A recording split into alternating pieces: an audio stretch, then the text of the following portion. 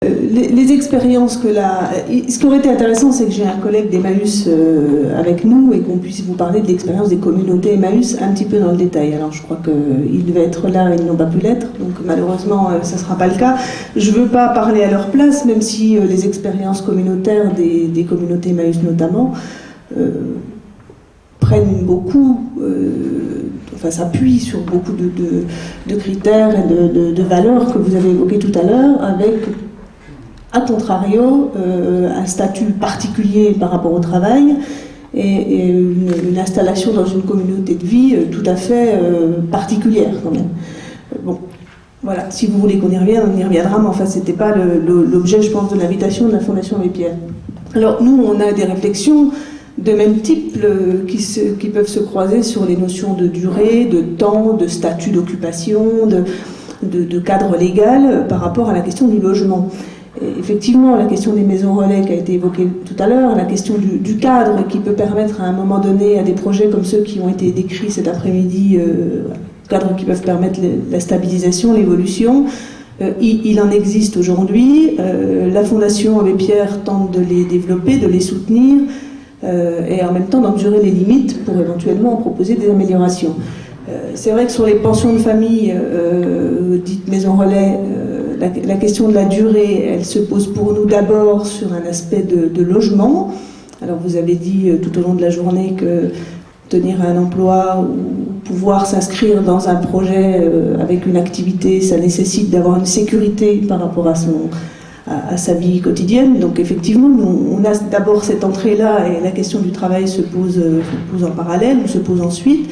Ça, c'est un aspect des choses. Et on a toute cette interrogation sur comment redonner envie à des personnes, à un moment donné, d'enclencher un parcours de vie différent, de se stabiliser, de retrouver des repères sécurisants quand ils viennent nous rencontrer dans les boutiques solidarité de notre réseau, qui sont des accueils de jour, comme vous en connaissez aussi par ailleurs. Donc, il n'y a rien d'original sur ce point de vue-là. Une réflexion quand même sur le contexte politico-social dans lequel on est depuis quelques années. Tout ce qu'on se dit là, mis à part l'exemple des coopératives italiennes, répondrait quand même à un vœu qui permettrait d'éviter de découper les gens en morceaux, de leur donner le temps d'avancer à leur rythme avec un minimum de cadres, de repères et d'aspects sécurisants. Et du coup, on peut imaginer qu'il y a autour des dispositifs qui assurent la pérennité de ce type d'intervention. Ce qu'on voit depuis... il y a eu l'ère RMI, après les années 88, où effectivement nombre d'actions ont été développées, les contrats temporaires se sont succédés, les modalités d'intervention dans l'IAE ont été largement encouragées, l'innovation a été soutenue, et tout ça avec des cycles liés à l'expérimentation, comme dit Jean-Marc. On s'aperçoit depuis 4-5 ans qu'on est dans une logique qui me semble inversée. L'observation des associations avec lesquelles on travaille régulièrement sur l'ensemble du territoire nous laisse penser quand même qu'on est en train d'opérer un virage assez net, me semble-t-il, qui pourrait laisser penser qu'au lieu de permettre à des personnes qui à un moment donné ont enclenché une démarche qui va les faire s'inscrire dans ce qu'on a appelé des parcours logement, des parcours d'insertion, et où finalement l'offre des associations tend à s'adapter à l'évolution des gens et à offrir petit à petit ces parcours. On a vu des ensembliers d'insertion, des ensembliers d'accompagnement au logement, des parcours, des choses comme ça. Aujourd'hui, on est plutôt dans une ère où on démantèle, me semble-t-il, où on regroupe par tendance, par appartenance. Il y a l'économique, il y a la formation, il y a l'urgence, il y a le logement durable. On en fait des cases différentes, on regroupe, on reprend les rênes, on trie, et on reconfie d'une certaine manière à la société civile et à toute cette expérience de rencontres qu'on a évoquée tout à l'heure, une part de cette... comment on l'a dit ce matin, c'était l'exclusion, la lutte contre l'exclusion, c'était l'affaire de tous. En effet, mais dans quel esprit, dans quel contexte et avec quelle perspective? Voilà. Je ne sais pas si j'ai été claire, en tout cas, il y a un souci, me semble-t-il, quand même extrêmement présent aujourd'hui, sur la répartition des rôles, je dirais, entre privé-public peut-être, associatif aussi certainement, territorial c'est clair, et économique et politique. Enfin, il y a aujourd'hui une organisation de société qui change de façon extrêmement discrète et qui donnera certainement lieu demain à un rapport de force extrêmement différent. Alors, comment les personnes dont on a parlé aujourd'hui trouveront leur place dans le milieu? Quelle place leur laissera-t-on, tous autant qu'on est? Je n'ai pas la réponse. En tout cas, voilà, c'est un souci, un vrai souci. Je ne sais pas si c'est une réaction telle que vous l'attendiez, mais voilà ce que ça m'évoque.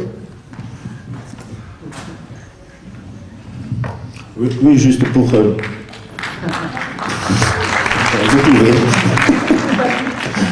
Juste pour répondre à ta dernière interrogation, puis ça répondra aussi en même temps à ce qui était évoqué tout à l'heure à propos des démarches qualité. Alors je parle au nom du réseau Cocagne, bon, c'est un réseau un peu particulier.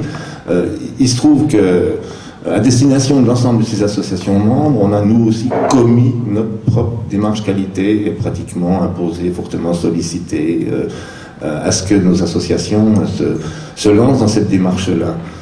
Il est clair pour autant que à la fois sur le choix, il n'y a pas une démarche qualité, il y a plusieurs écoles en tout cas, sur le choix de ces écoles, de l'approche, et puis dans l'intention et dans le retour que l'on en voulait, c'était pas de l'évaluation contrôle.